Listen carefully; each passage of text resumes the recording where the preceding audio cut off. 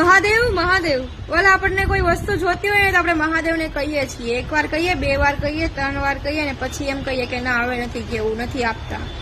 પણ વાલા એને 1 વાર 2 વાર 3 વાર નહીં, તમે 5 વાર કયો, 10 વાર કયો, કારણ કે દેવાધિદેવ મહાદેવ છે. એનામાં તાકાત છે એ વસ્તુ તમને આપવાની, એના સિવાય કોઈનામાં તાકાત નથી કે તમને આપી શકે. એ મહાકાળ છે. કાળ કહેતા સમયને પણ એ બદલી શકે છે. તો તમારી તો વસ્તુ નાની એવી હશે ને, આપી દેશે.